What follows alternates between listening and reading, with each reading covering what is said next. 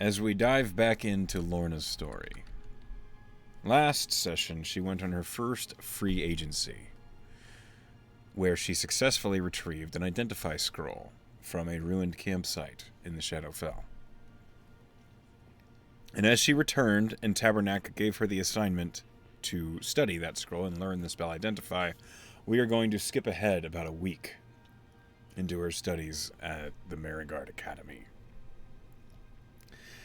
This morning, after breakfast, as you return to the wizard's classroom, and the usual suspects are in their usual places, as Hal and Callie are studying at various tables, and Tabernac is standing around them in his human form, which looks like an old wizened professor sort of shape.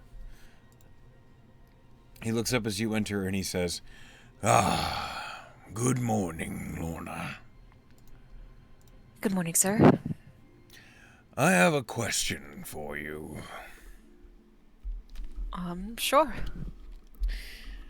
What do you know, now that you've been a little bit more studied, what do you know of the magical properties of the prime material plane?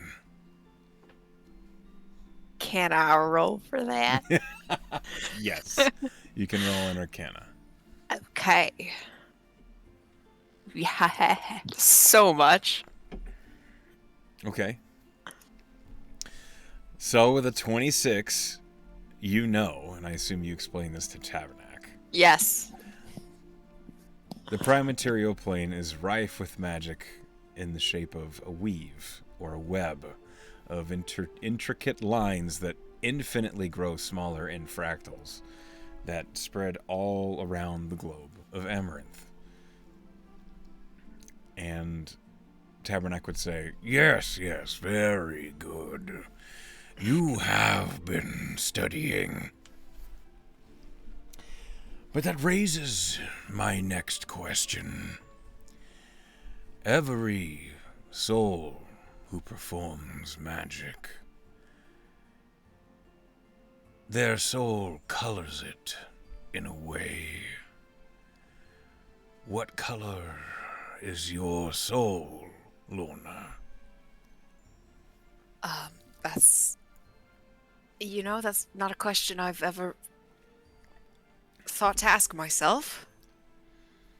Well, you see it every time you cast a visible spell, don't you? I suppose I do. I've just never really thought that the color really... I suppose I grew up not around other magical practitioners, so I didn't really see a variety of methods or executions. I never thought that it would be different. As sulfur tinges a flame, your soul also colors the bendings of the weave that your hands would imply. I think it is time we found out. Okay. Is that as simple as casting a spell? Not so much. And he gestures for you to follow him. I do. And behind you, you hear Callie say, "Oh, I love this part." I love Callie. He leads you down the steps, down into the lair. And you are looking out at all of the ornate furniture, the crazy portraits and oil paintings on the walls. And he passes by everything over to a corner where you see there is a canvas over. It's about the height up to your waist. It is clearly something oddly shaped beneath this canvas. And he says, "What I am about to show you is a valuable artifact. One created by a mythalar. Do you know what that is, Lorna?" Do I? Roll Arcana. The player does. No. Lorna does Even not. with a 19? Even with a 19. I can't say I do, sir. I would expect not. A Mythalar is a magical funnel, if you will. An unlimited supply of weave-focused energy. You can channel infinite magic into a Mythalar to use as you see fit.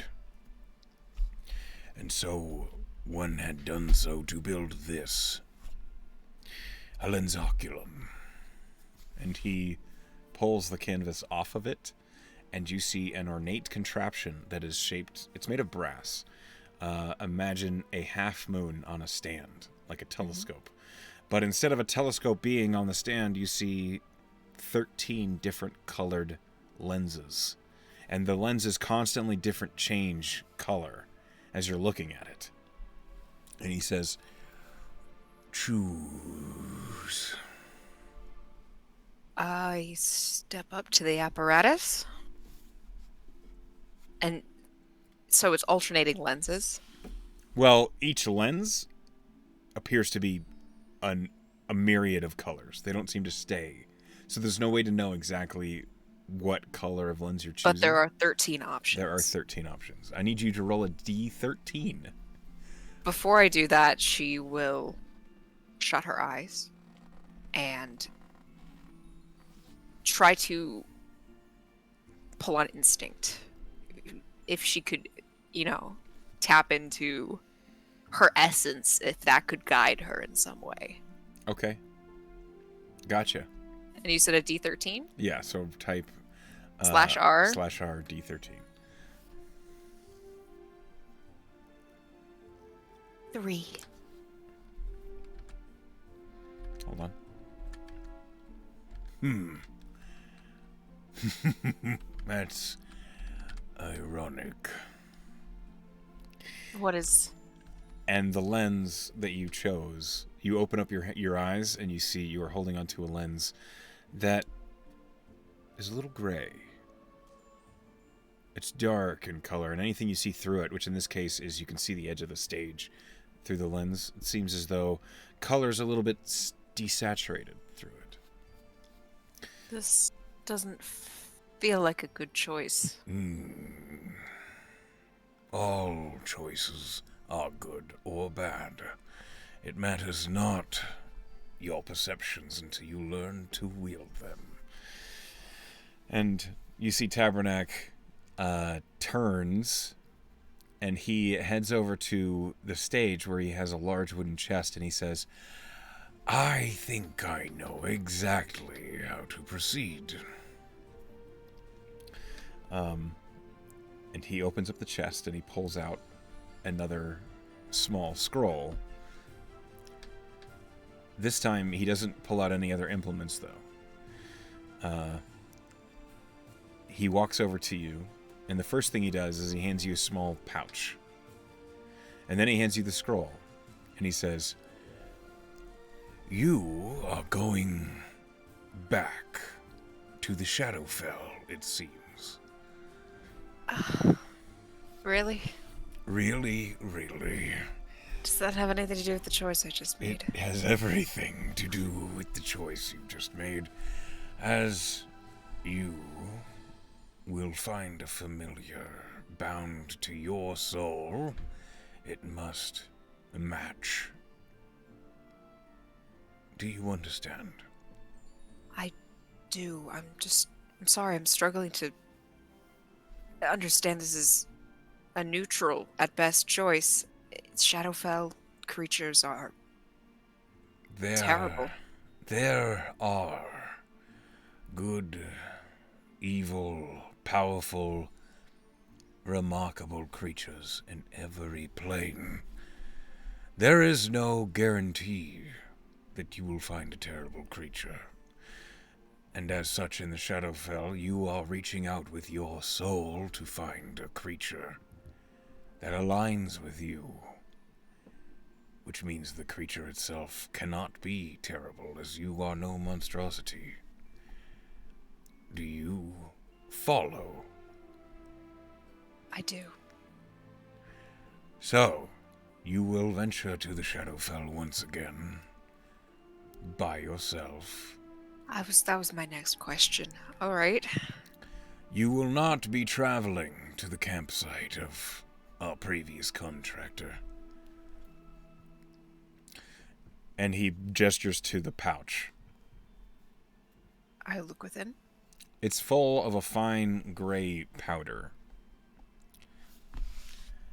And he says, "This is a unique substance. One of my own invention. Should you burn it and inhale the smoke, you will... What's the word I'm looking for? Your soul will visit the other plane, but you will be in no real danger." She looks relieved. So I don't have to go back like I did with the sorcerer instructor. Not physically. Your mind is going to journey through the Shadowfell in order to find your familiar. You will strike a contract with that spirit, and when you return, that spirit will be with you. Do you know what a familiar is? Shouldn't assume. I have a basic concept. It's a creature that serves its summoner. It usually takes a form like an animal. I'm not sure if it has its own personality or not. They are sentient creatures.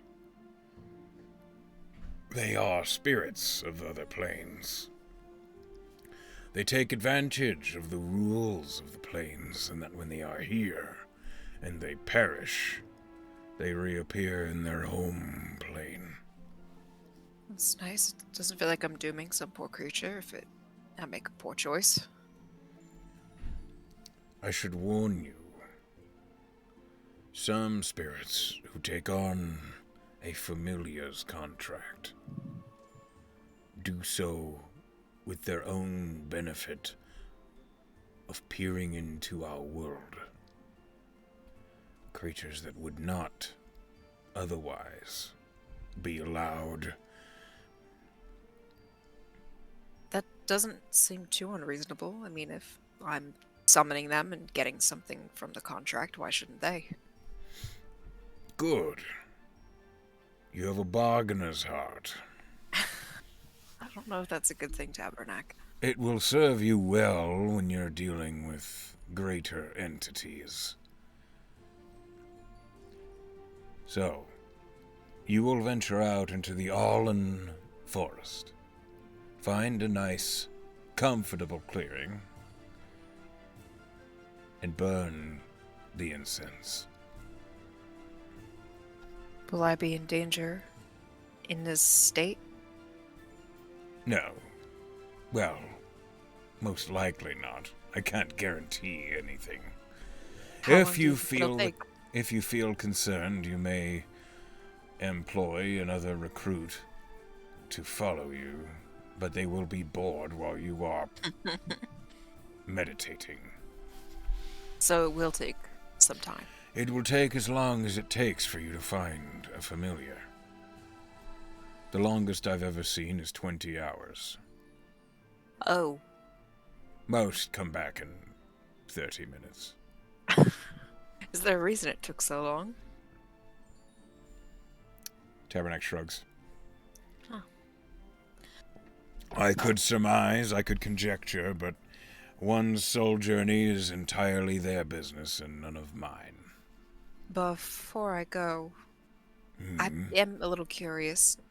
Do you have a familiar? Well, of course I do. Did you pick from this apparatus to determine where you'd find your familiar? When I was studying as a young practitioner, I did not have a lensaculum. So I had to do it the hard way. What's the hard way? I journeyed to each of the planes myself, until I found one most in tune with my soul. What was it? It was the Beast Wilds, actually, which I didn't expect. I had always thought myself a very civilized and mature individual. Turns out my soul is that of a bit of a wild animal. And so,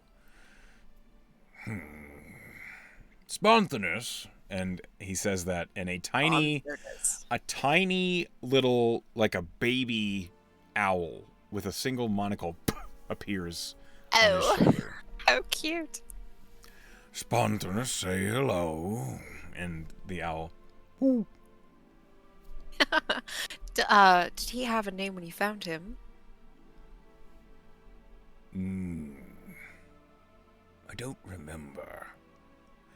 They've always just called him Spontaneous, and he's never complained. Sense to you to call him that. It felt right.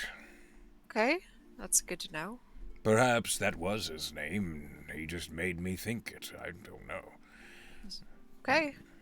Thank you, Tabernac, for this. I'm excited to see what wonderful creature I can pull from the depths of the saddest place in reality. Oh, it's not. That would be pandemonium. Oh, is that one of the options? Of course. Okay, so the second saddest place in reality. That might be the negative energy plane. But honestly, dear girl, the Shadowfell is small potatoes. I don't know if I should feel good or bad about that. Well, look at it this way. Creatures can live on the Shadowfell. I'm not gonna read too far into that. But I will research it later. Good. I should, if this takes me 20 hours, I should start now, shouldn't I? Perhaps. If you do decide you'd like accompaniment, I'm sure Persh likely has some slacker loitering. Okay. I think I might do this myself. Very well. I expect to see you as soon as you are finished. Yes, sir. I will depart. Callie and Hal both wish you well as you head out of Tabernac's classroom. So you are choosing not to employ another recruit. You are going straight out into the Allen Forest. She feels this is too personal to share. And while she walks to the forest, she has, especially when she feels like she's further away from Tabernac, his prying thoughts, delvingness, she kind of inwardly worries about the implication that the Shadowfell and its creatures suit her. It makes her feel uncomfortable and reminds her of aspects of her past she would rather forget, and what it means for her soul if that sort of thing holds traction with her. Can't help what the dice say. Sometimes it's just poetry. Sometimes. But with those thoughts in mind, and you believe you're outside of Tabernac's radius, which you probably are. Once you're out of the room, it seems pretty clear. Fingers crossed. Do you do anything? Do you stop anywhere? Do you have any ideas? She's pretty hard set on accomplishing this over anything else that she has on the agenda for today. And I think she would go to that clearing that she and Spurt... You mean Grizz? Grizz, yes. This is not Grizz. quite Critical Role. I think Kobold, I think Spurt for some reason. Yes, she that. and Grizz harvested the Briarhearts. The Briarhearts. Okay. Simple Maybe she'll enough. see Grizz. Maybe. Although it's daytime and probably not. Kobolds tend to avoid the daylight typically, especially when they're in trouble. You are going to... You venture out to the clearing. Roll survival for me to make sure you remember the way. Okay. It's a low DC. Oh, easy. Easy enough. I've got You a good remember the memory. same you remember the same paths that you took? There's even where that boggle had attacked you. You come across and see there's still remnants of the sticky oil that is mostly evaporated, but is there's just a little bit left there. As you are venturing out into the woods, it is a beautiful and clear day. It's not hard to feel relaxed as you are out here. And it almost makes you feel at ease. Why don't you make me a wisdom saving throw? Okay.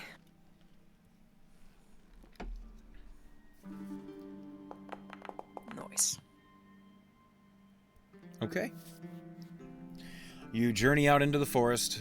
You find the clearing of oak trees, the oaken grove, where the vines still wind up around the trunks. There's still hints of old briarheart vine, still free of briarheart when you removed them. And Grizz ran away with his bounty of destroyed briarheart. Yeah. How do you set up? She would find a fallen log or a stump to sit on, cross her legs, um, take up a position that she feels like would be easy to relax into and spend a lot of time in if it takes potentially 20 hours. And he said to, it was an incense that needs to be burned. Yes, and inhale the smoke. Oh, sure. I don't have any fire spells. I got Do you some have flint crusty? tinder. No, of course not. If you have a tinderbox, that works. I probably do. In my adventures kit. Yeah. Okay. So that's what she would do. All right. You burn the incense. Roll me a charisma saving throw. Okay.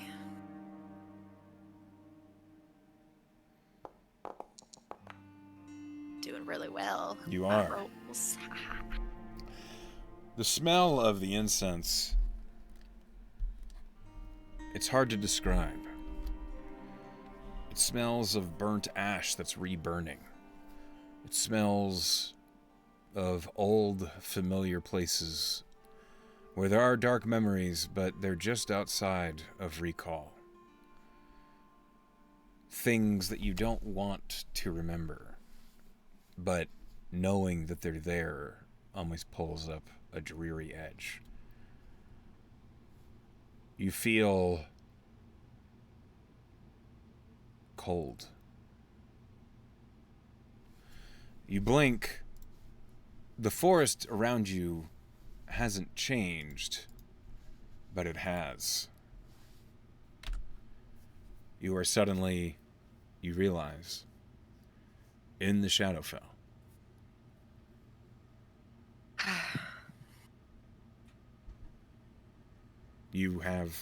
It seems like you have all your things about you.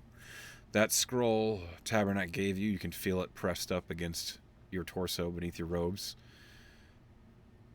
It's cold and clear here.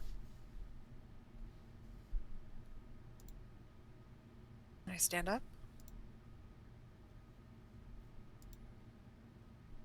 Okay? You stand up. You are in the middle of a Shadowfell version, it seems, of the Allen Forest. Okay. Didn't tell me how to find what I was looking for. He did not. Can I shut my eyes? I didn't mean to push that button, but I did. There you go. Ice knife. Yeah! No, can I shut my eyes and concentrate and see if I'm feeling compelled to move in a certain direction? Sure. Roll me a perception check. Okay. Odd. No? You hear the distant crows in various directions. You don't feel any compulsions. Okay. You also realize the pull, the emotional draw that you felt last time you were here doesn't seem to be affecting you right now. Because it's the pseudo Shadowfell. Or- Shadowfell Walmart bargain bin. Or you're not really here. That's what I meant. Okay. Okay, so Lorna is going to sigh, straighten her back, untense her shoulders, and just walk forward. Okay. Pick She's a gonna direction. take in the sights. Are you talking cardinal? Yeah, give me north, south, east, west, south, southwest. Southwest. Okay.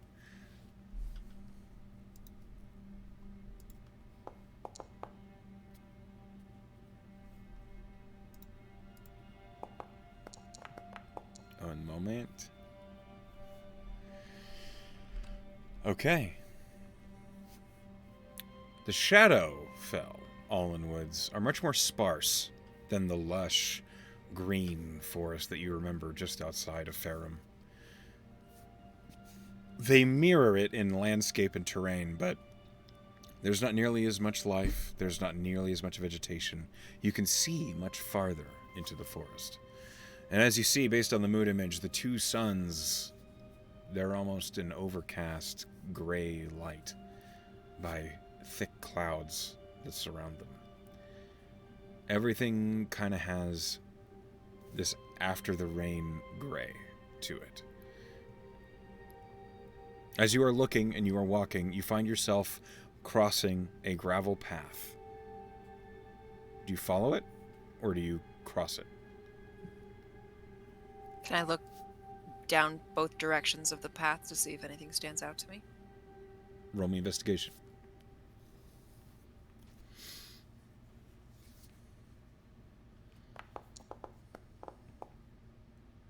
Roll me a D100.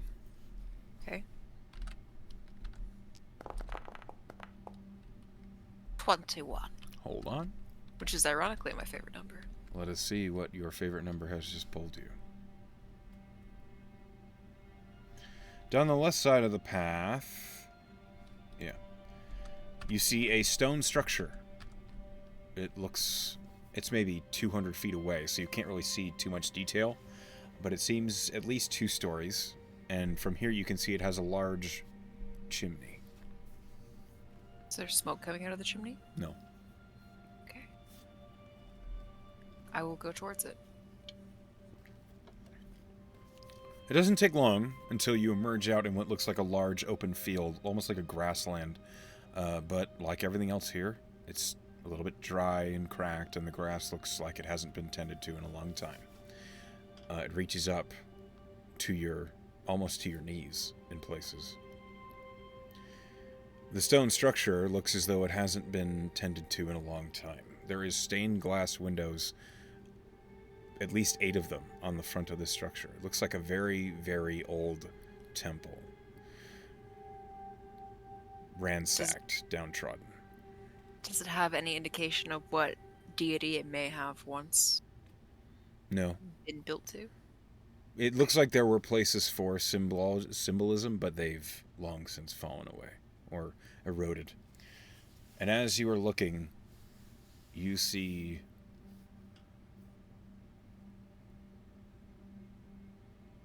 just this large open yard to the side of it. Looks like an old graveyard. Okay. I think I would be pulled in that direction. Okay. You stand in an old church's graveyard. Are there headstones? Yeah, there's lots of them. Most of them seem worn away by the weather. Illegible. Yeah.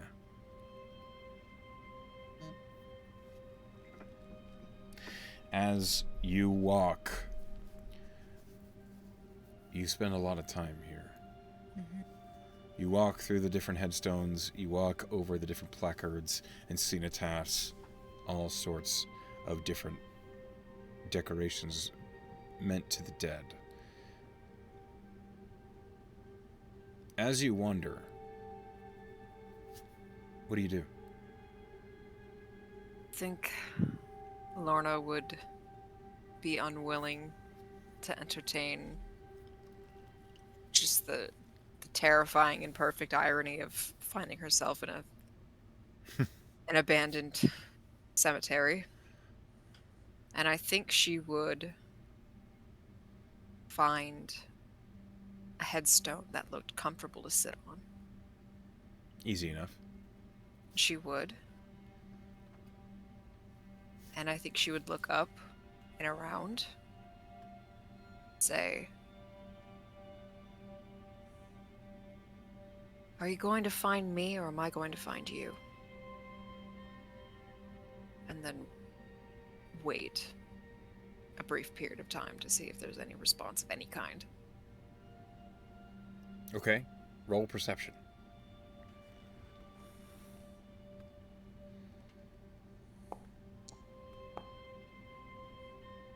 18. Nothing seems to respond to your call out. It is peaceful, at least as much as it can be here in the Shadowfell. Always a little glum and dark, but you feel alone. There doesn't seem to be anybody or anything around.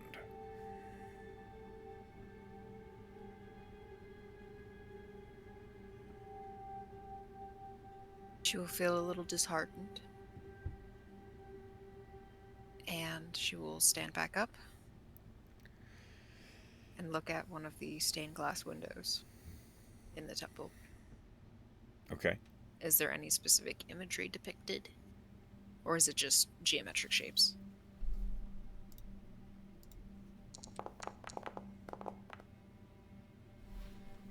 Roll a religion. Okay. Oof. Not very religious. There is symbolism there, but you don't remember. It's like on the back of your mind. You can't quite remember the deity this remarks to. It is a specific one, but you're not sure which. Does it give an emotional impression? A secular feeling? The actual symbol you see is the stained glass window you're looking at. It looks like a set of scales. And on one side you see a man down on his knees, fingers clasped in a prayer, and on the other side you see what look like ingots. Okay. Some sort of judgment? Weighing? Some sort of spiritual aspect, I assume. She would peer closer, not at the window this time, but attempting to look through it to see if she could see the inside. Absolutely not. It is so dusty. Big? It's just so dusty and dirty. There's She no way. would leave the graveyard then and go toward the door to the temple. The door is broken, but easily opened. One hinge seems to be doing all it can to keep that door in the actual frame. But whatever locks were there have long since withered away. It is easy to open. If you enter, I do. you see a number of pews lining both sides of this massive room. You see a very, very high ceiling. You see a very large broken stone pedestal in the middle at the front of the room. This is clearly a place of worship, or at least it once was.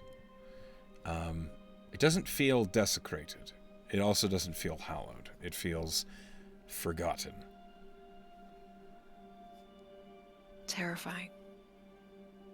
She would quietly walk down the aisle toward the front of the temple where the pedestal is and listen to the eerie echo of her footsteps on the stone floor.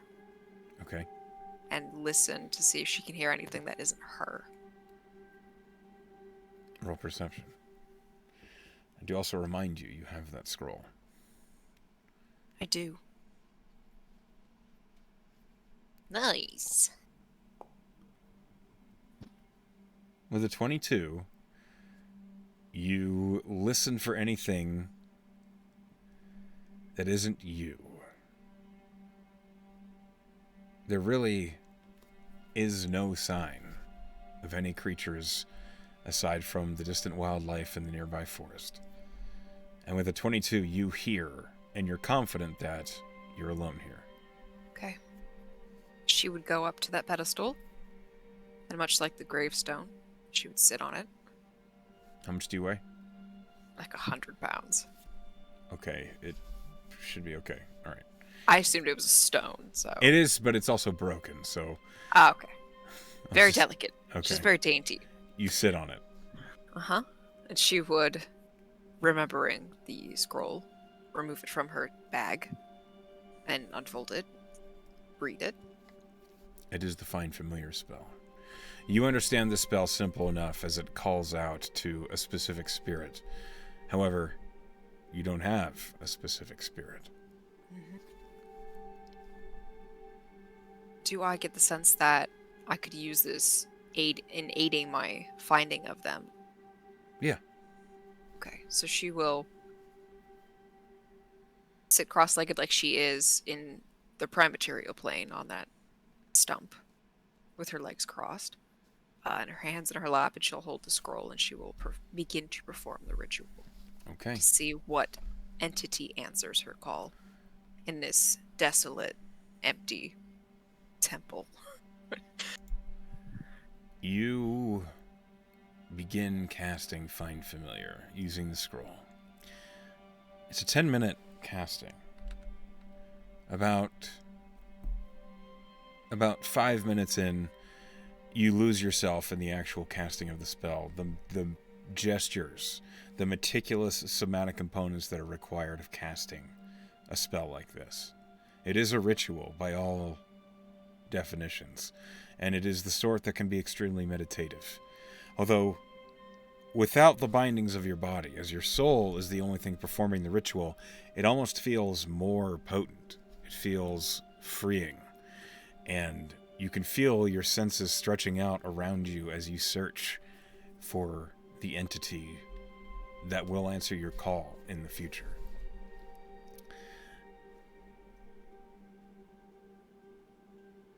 Another minute passes. Another. You can feel your senses spreading wider and wider. And then you've nearly finished the ritual. It's 8 minutes past. And you feel as though someone has just pointed out to you something that's right in front of you. It's right there. They're nearby. The spirit is with you. How close? You could reach out and touch them. I try to. Your hand feels as though it touches thick and soft fur at first. And then it feels as though it passes through it and it's cold, but it's just like cold air. And when you retract your hand a little, it's once more, it is fur again. Can I see something there? Do you open your eyes? You've had them closed this whole time. It's true. Do I open my eyes? You know you have a minute left of the ritual of meditation. I think she will keep them shut, but continue to try to take in the physical aspect that she can of this creature. You feel strength beneath your fingertips. You feel what could be or could have been in the past. Friendly, welcoming fur, warmth that's gone. It feels familiar and also forgotten. It feels lost, but still here in front of you. It feels like you found something someone else forgot. And you hear in your mind, as you're focusing on this ritual, in Infernal. You called me. I did. Why?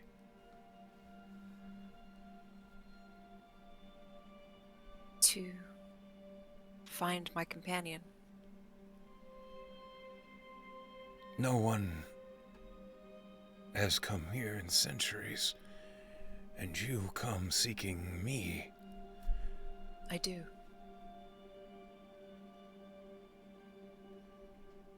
What are you looking for in a companion? Another piece of me. But there are so many of you. 2 pieces wrought into one. Why? Why seek another?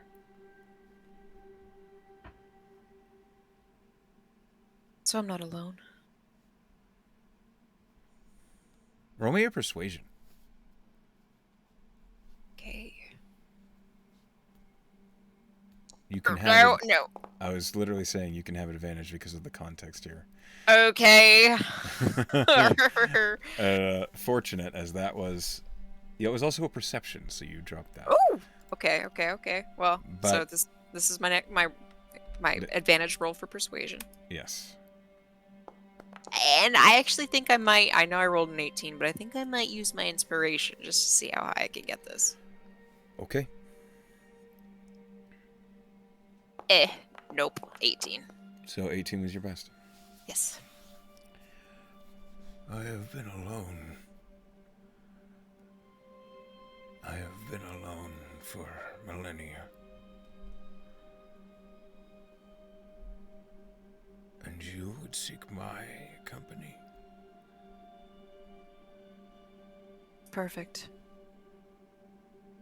You feel the ritual finish. I open my eyes. Standing before you is a black, almost ghostly, ethereal hound. Roll me an Arcana check. Okay. Natural 1. Oh. You don't know what this creature is. No. You have no idea. But you do know it doesn't mean you any harm, as it looks upon you with ephemeral eyes. I'm going to show you an image of what it looks like. Do you have on standby? Ooh, spooky. It is sitting on its haunches and it is looking at you. And it says, "Do not be alone. I no longer guard the souls that have long left this graveyard. I would come with you if you'd have me." You're perfect. Do you have a name? There is a long silence. Then I'll give you one. And I think it's perfect. I will call you Requiem. Requiem. What do I call you, stranger? Lorna. Lorna.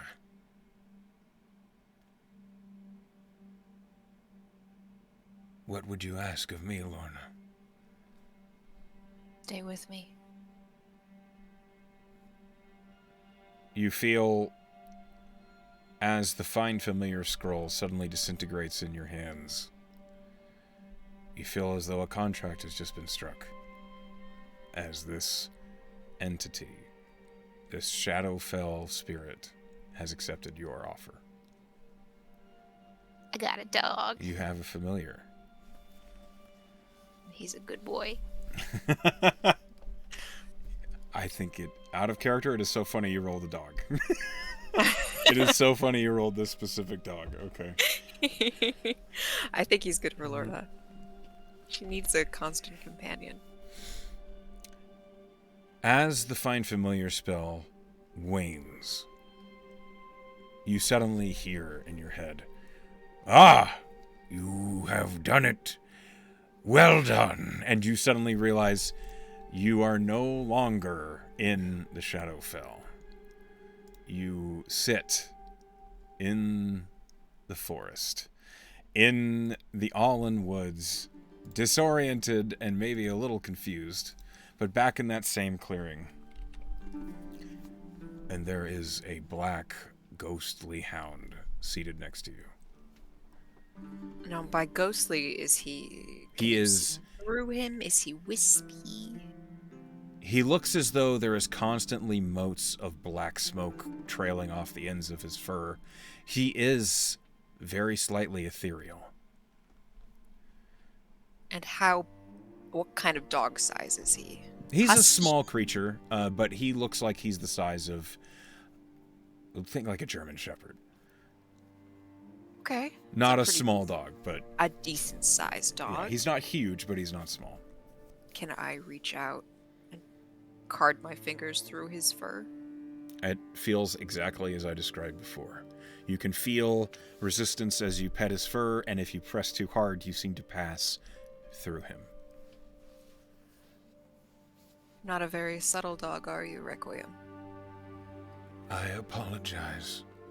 No, it's not a critique. I will take the form you wish, Lorna. I think you're just fine as you are. The dog seems to bow its head slightly in assent. I stand, give him a little pat on the head, and say, "Let's go home." Home is not a word I've known, but I am excited for what it means. And Requiem will follow you. I'm going to change the name of this token. You have, through the means of Find Familiar and actually going on a soul search, found a greater familiar. Good, right? Huh? That's good, right? It is good. Woo! Should I add Find Familiar to my spell list? You should. Getting all the spells. And I will add Requiem to your companions folder. Yeah. So you have your first companion, I do. Requiem. How exciting. He's a Can good you boy. see him? Yes, I can. Okay. It's got 20 hit points. Yes, he does. It's way better than some weasel. I mean...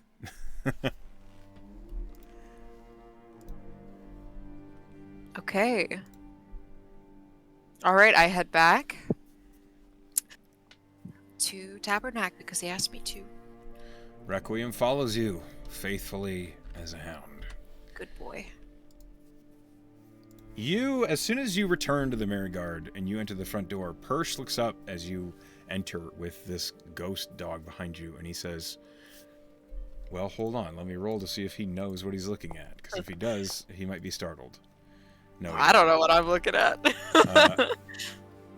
He looks at you and he says, "Welcome back, Lorna. I see you have new company. I do. Is this your familiar?" Suppose he is. I will say, far more interesting than most familiars I see come on through. Thank you. I'm very proud of him. My family's always valued a good dog. They could be the most useful of creatures. I have no doubts. She'll give Requiem another pat on the head.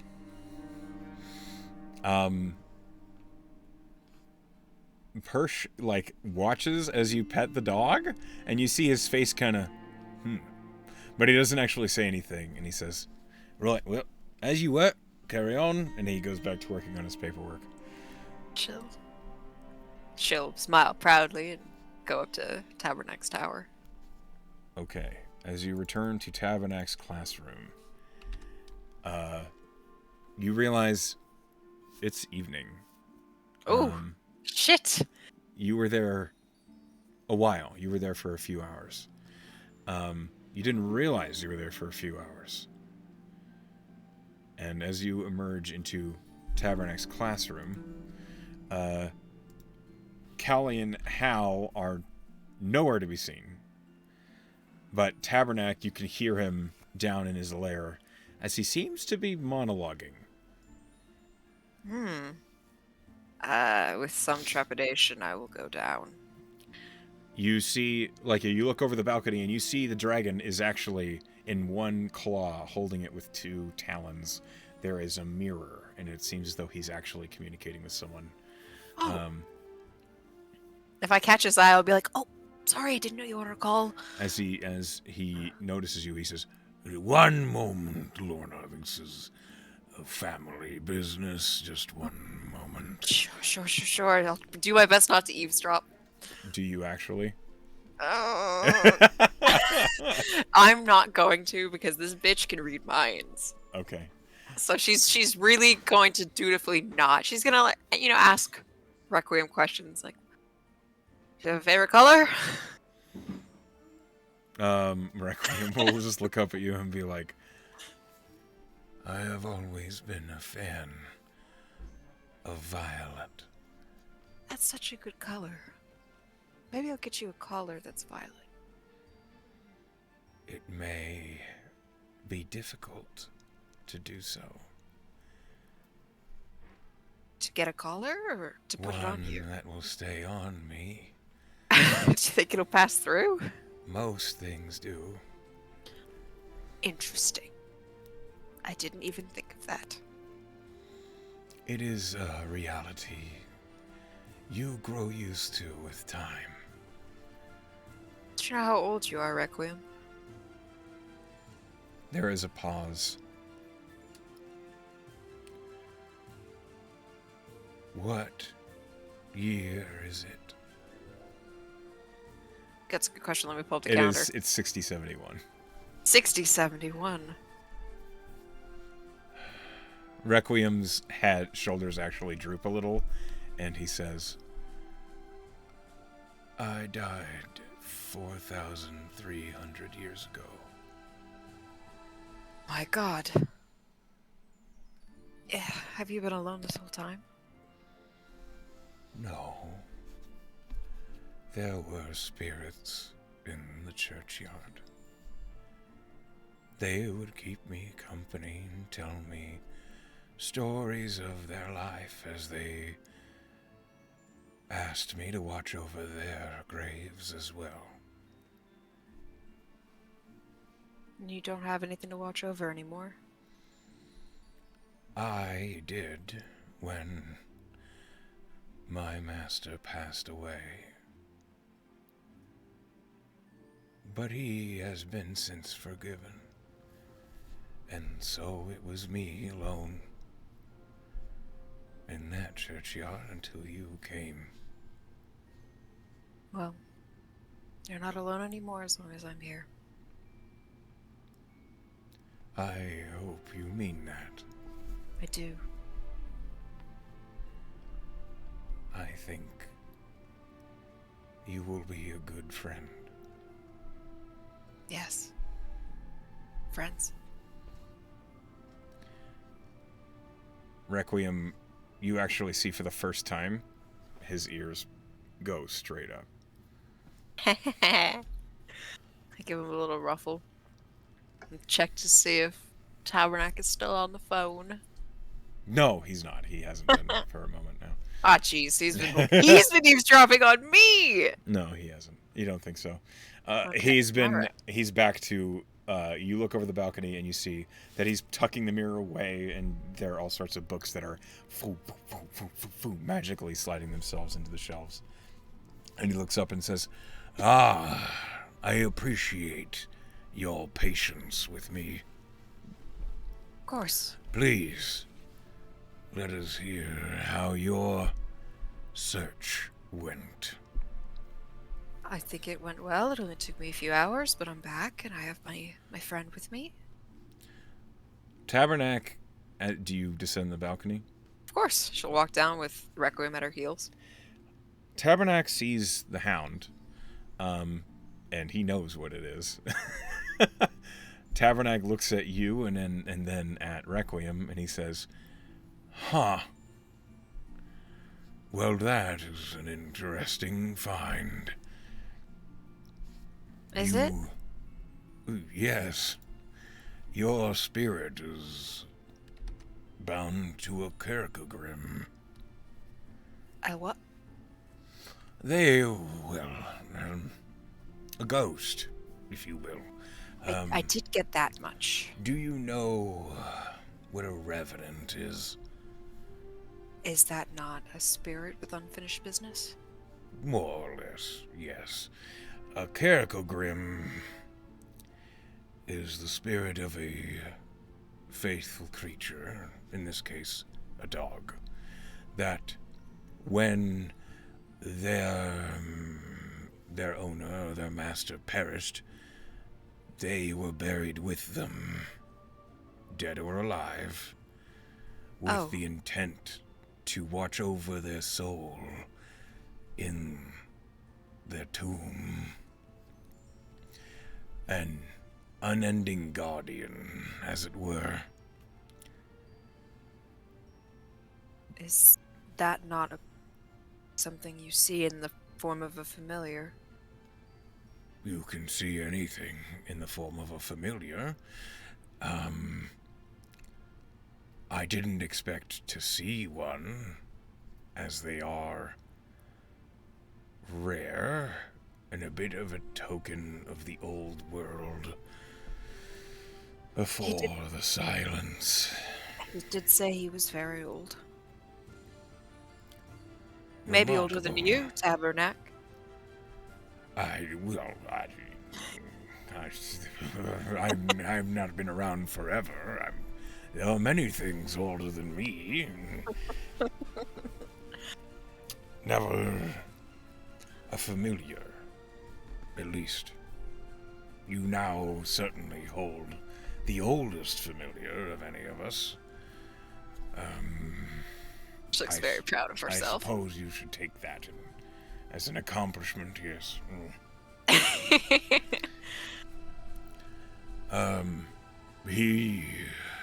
I assume it's a he. I shouldn't. Yes, his name is Requiem. Requiem. A beautiful name. I think for such a sad soul to have such a glorious name is poetry. I've seemed to surround myself with that unintentionally. As you have successfully found your familiar,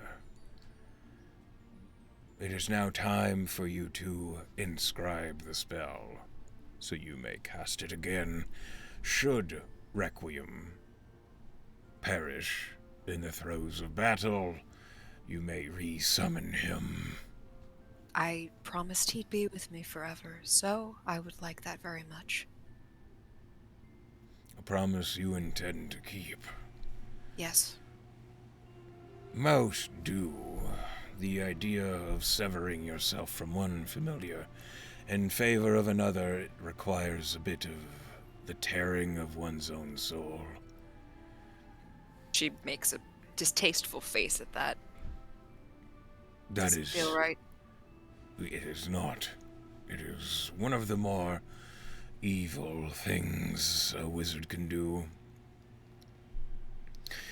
But, and as he says that, he flicks his hand, and another scroll pulls itself off of the shelves and floats over to you, and he says, "Find familiar. Inscribe it. Learn it.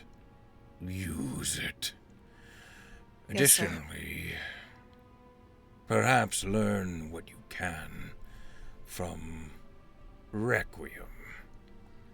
An old soul such as that is sure to have knowledge even I find myself lacking of." Of course. Well done, Lorna. Thank you, sir. You are dismissed, I believe. And he, curls up onto his stage. Okay, I'm actually gonna go Find Callie. Okay. Callie's not at the tables, but it's based on the time you imagine it is likely she's probably in the mess hall. So you return to the castle proper, heading down into the mess hall. It is busy. It is busy in the mess hall. And as you are walking around with this ghostly dog, most people seem to see it and you with it as, interesting. But, however, there is one entity. Yeah, there is one entity. As you walk into the mess hall, it doesn't take you 10 steps, but Sagona is next to you and is like, "What are you doing with a Grim?" A Grim? "A church Grim!" And she's pointing at Requiem, and Requiem is just looking up at her. He's my familiar. I just made a contract with him today. "You made a familiar with a church Grim?" Yes, Sagona, is that a bad thing? They're scary. And you see she's looking down. Look at that face. Look at him. She's gonna scruffle his ears. Requiem, in your head you hear, "I believe maybe she's afraid of my nature." You mean your loyal disposition? The comment seems to go right over Requiem's head, but he doesn't say anything. And Sagona says, "I'm there's so many. Okay, there's if We're gonna form a complete sentence and then say it, and we'll have an actual conversation. Okay, a church Grim is an undead. It's undead. Is that inherently bad? Well, no, I guess not. What's the problem? You see Sagona's at a loss for words. If you put out your hand, he might even shake it. She looks down at him and she says, "I don't really think I want him to touch me. What's wrong? Lorna will openly pet his head. They're supposed to be cursed. Look, when I was a kid, they'd say that if you went out in the cemetery at night, the church Grim would get you. And you come walking in with one. At your heel." Sure. Well, I guess he's not cursed then. It- Cursed to be with me, if you consider that a curse. She looks at you, and I need you to roll a persuasion to see if you can kind of diffuse this, as Sagona is very worried about you. 16. 16. You see she kind of visibly relaxes, and she says, "Okay, well, I guess if... Okay. Do you trust that I can take care of myself? I do. I saw how you handled yourself in the Shadowfell, so I guess I shouldn't really be leaping to conclusion. It's just, you hear scary stories about these creatures, and then you see one in person, and you... I'm sorry," she says, and then she looks down at the hound and says, You're not gonna hurt her, are you?"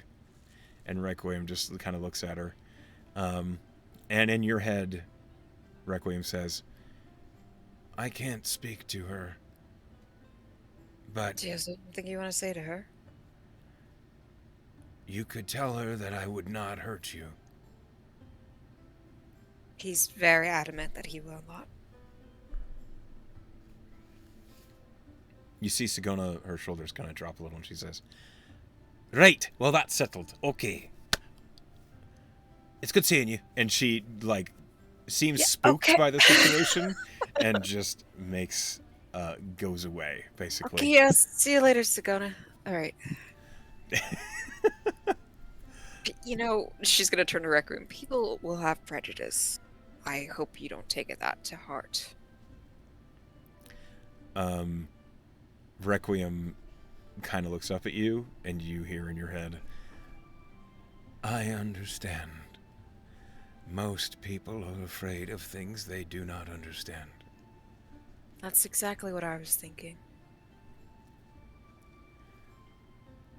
But I do have someone I like who I'd like to introduce you to. Very well. I'm gonna see if I can spot Callie. She's not hard to spot. She is a halfling, and there's not a whole lot of halflings at the Maryguard Academy. And this large mess hall makes it easy to just kind of skim the whole room and see who's where. On the far wall, there is the food supply where the golems are constantly making food and putting it out. But on the right-hand side of the room, you see that on the far table, you see Callie on the end of one of the tables. And she has not seen you. She's got a plate of food by her left hand and a book open by her right hand. And she is currently scribbling in it as a wizard is wont to do. Yes, as Lorna approaches with Requiem, she'll actually think to him, do you eat? I don't remember. No, I haven't eaten in millennia. Would you like to try to eat? You just kind of get this emotional confusion. And Okay, he we'll says, workshop. maybe. See if maybe you like some meat. See if you can still taste things. I would like to try. And we will. She'll swing by the table where the golems are and pluck some dinner Okay, with some meat for Requiem. To see if he'll consume it. hold on.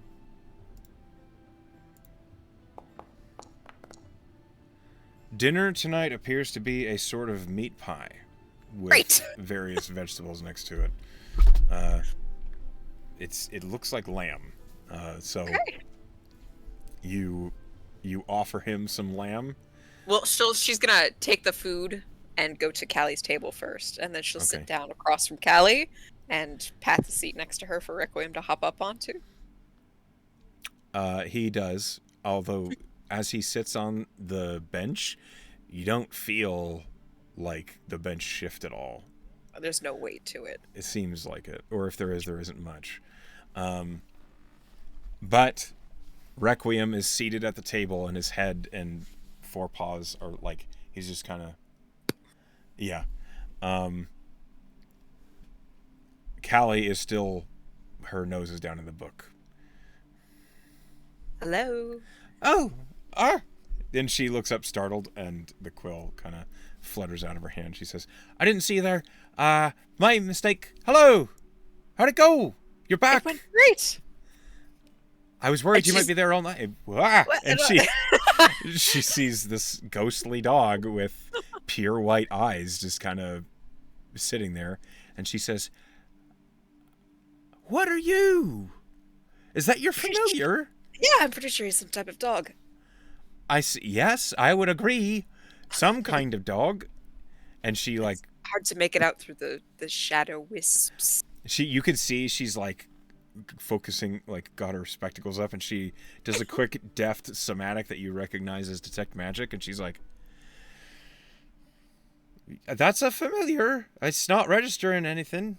And she like takes her glasses off and looks up at you and says, where did you go? Shadowfell? Oh, that's Yeah, depressing. I know, I've been spending a lot of time there recently, far more than I'd ever like to, but Isn't I that where met your free Requiem. agency was?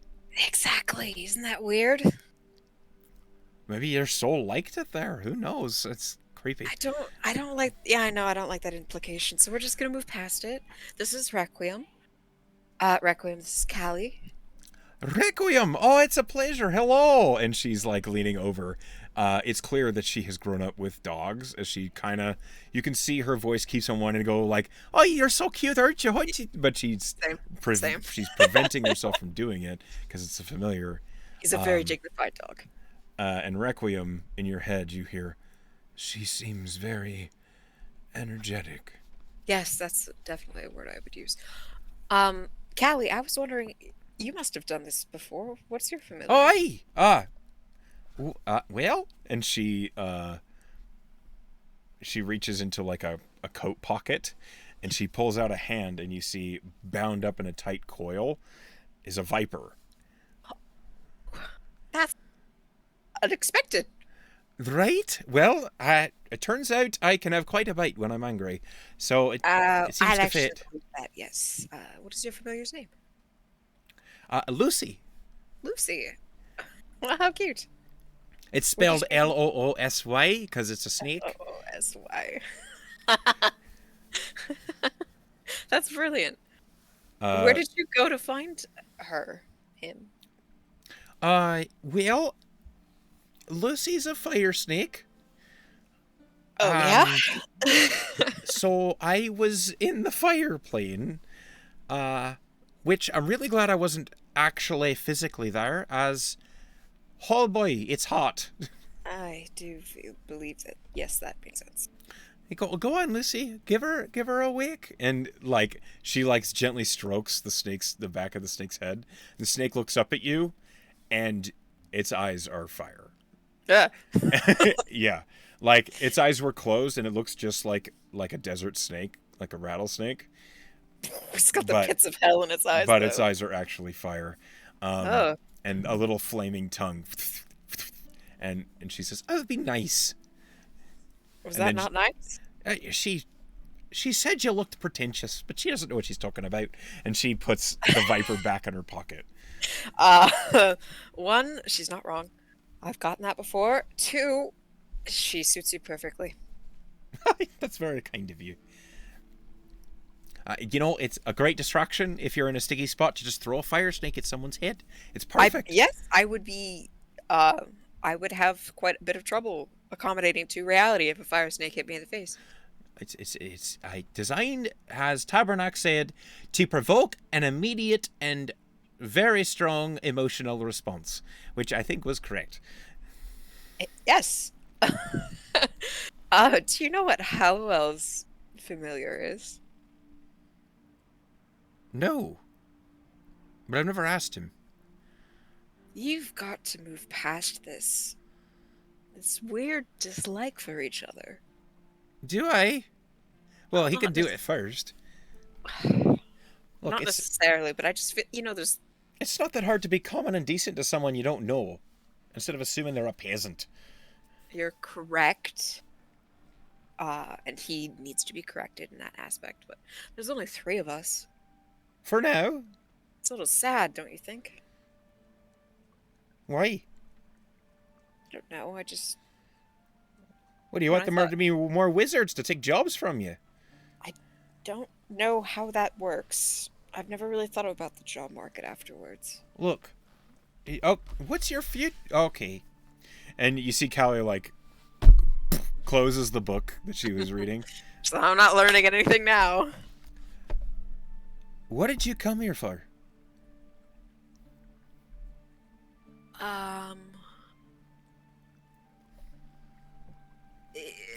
Yeah, the easiest way to put it is that there is an expectation for me to get stronger, better skilled in the arcane arts, and that's the expectation that I have to fulfill. Do those things and come back and see what happens after that. I don't know what happens after that.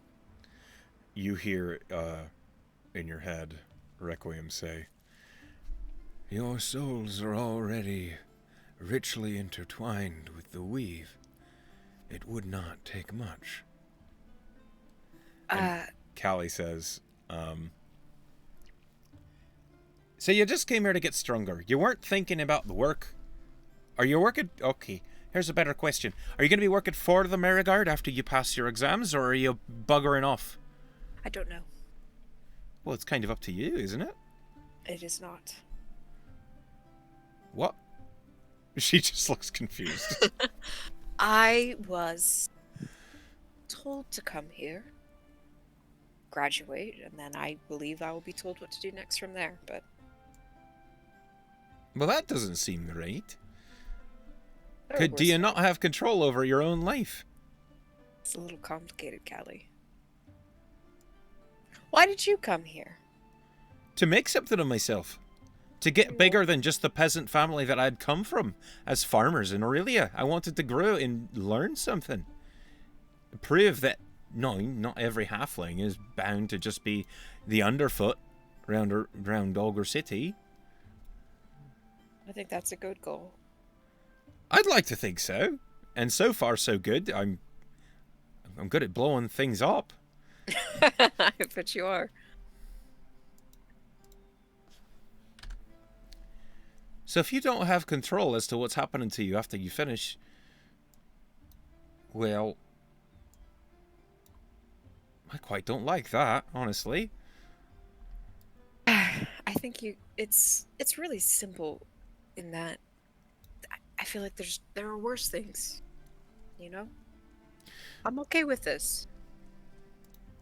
Roll me a perception check. Okay? Oof, pretty low. Okay.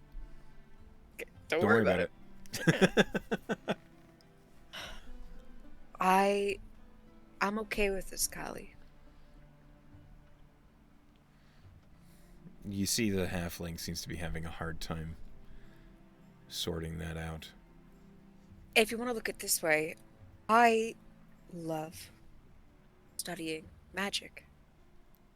Coming here was an opportunity for me. I don't really care what I do as long as I can do magic.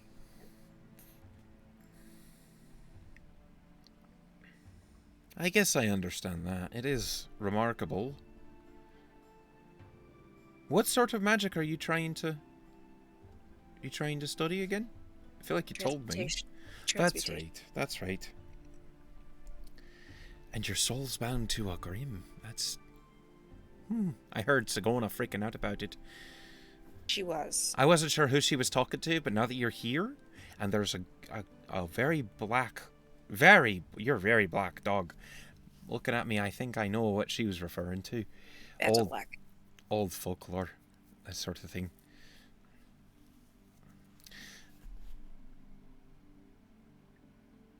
Well, whatever it is that's coming for you, I really hope you're the best. And if you ever need the help of a wizard who can blow things up, you can always call on me. I can't imagine a scenario where I wouldn't want you by my side, Callie. Well, if you're staying with the Merigard, they like to limit it to 1 or 2 casters a group. So if you do progress to be a contractor, we may not end up on the same team. But that doesn't mean we can't help each other in other ways. Exactly.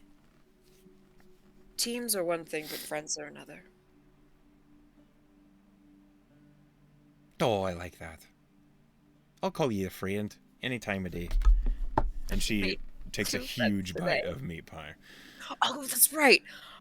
She'll take one of the meat pies off of her own plate and place it in front of Requiem and say, "All yours."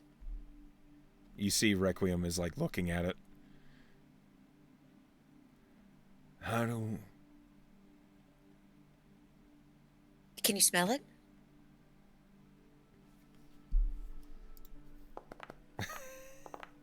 Making you think about ghost dogs. Requiem... I smell... It's as if a memory. And you see Requiem like turns his head and tries He does that dog thing. to remember how to open his mouth. And Communicates telepathically too.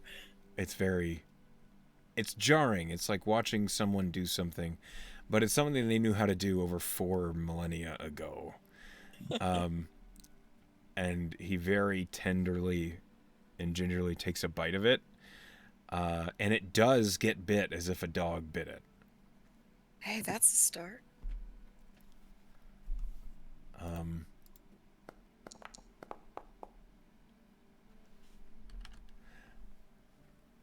He seems to... It looks like he manages to swallow it, and he looks up and he says, "That was delicious, I think." You think so? It's a word I have not thought in a long time. Can have as much as you want. Thank you. And it like that thank you seemed like it was weighed with a lot of emotions. Oh And no. Requiem proceeds to eat the meat pie. Watch me tearing up over D&D. Oh, my ghost dog. It seems as though you've reminded a dog what it was like to eat something. Dogs love to do that. Yes, they do. At first, he was very tentative and careful, but as the muscle memory seems to take back in and he eats the whole meat pie, he says, "I don't know how long it has been, but I don't know how I can thank you enough of reminding me what I had missed." You're gonna have so many good memories. Requiem seems to, like he does the thing that dogs do when he puts his head on his paws and he just kind of sniffs at the tin the meat pie was in, and he says, "I think I am full." Okay. We're gonna go to bed soon. Have you slept in a while? No. Well, we'll try that next. And I bet you're gonna love it. I will try. Callia's like watched this whole thing happen, and she says, "I didn't think... I guess he's not really... Is he a... Well, is he actually a ghost, or is it..." He She doesn't just looks know confused. either. He's also surprised. She Wanting like so opens much up her book and she like begins to like look for something, and she says, "Maybe it's... Well, oh, she just rolled a natural 20. Aye, Go, Callie. oh, it's okay. He's a familiar, which means that he has a physical form reminiscent of his original form whilst in the primaterial plane. So he technically is a ghost, but technically isn't because of the magic of Find Familiar. So it's like he's given it's mud of ectoplasm, but he can interact with the physical world here so long as he's your familiar. It's Schrodinger's dog. Right, both a ghost and not a ghost at the same time. Yes. A liminal space like an airport. A what? A skyship dock. Aye. Oh, right. Those are always weird. Anyway. Yes.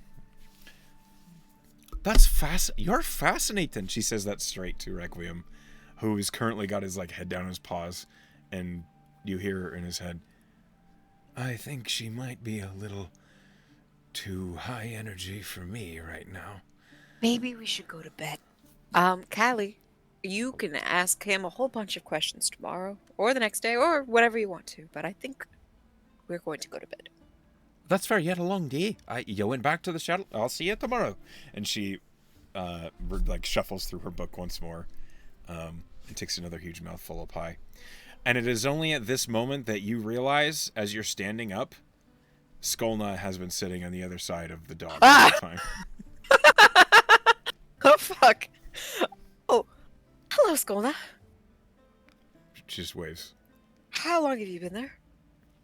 She shrugs. Have you met my dog? She nods. Cool, right? Yeah. I'm gonna telepathically communicate to Requiem. She said something, which means she's very excited about you. Requiem just kind of looks at Skolna and then back at you, and he says, "She seems very quiet. Yes, pretty much the opposite of Callie. I can see why they get along." I didn't even know they were friends. Requiem's head tilts and looks at you. Yeah, I'm still learning things too, buddy. Okay, well, good night, Skolna. I hope to see you again tomorrow. She waves again. I love her. Okay, buddy, let's go. Requiem follows you. Mhm.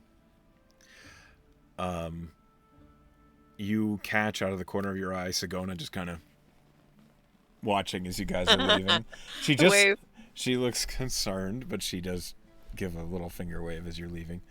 And she's just gonna like not trusting of this. My poor dog. But you have eaten dinner.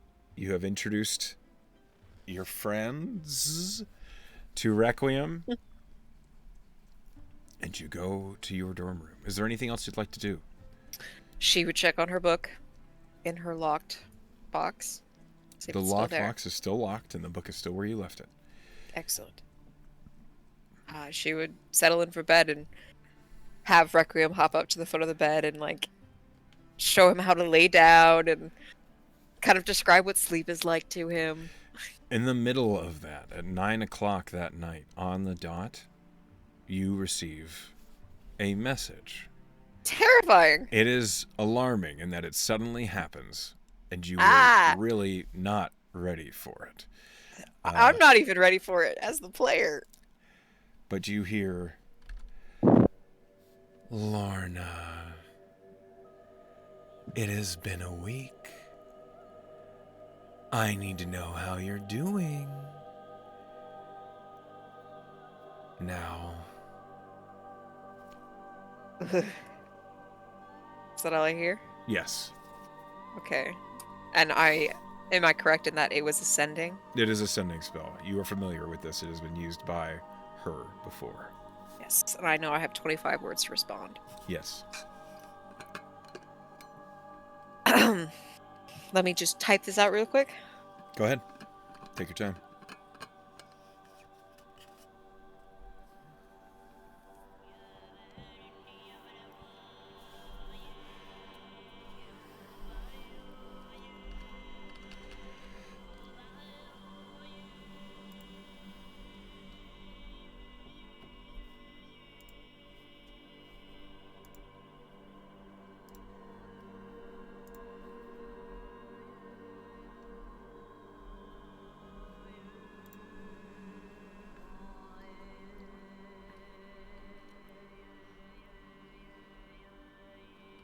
Two, three, 4, 5, 6, 7, 8, 9.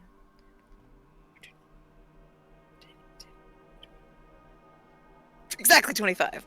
Okay. So, on the cusp of that horrifying message that she receives, Lorna will reply. Hello, Master. I'm well. My studies are excellent. I'm rapidly becoming useful to you. Is there anything particular you ask of me? There is a long pause.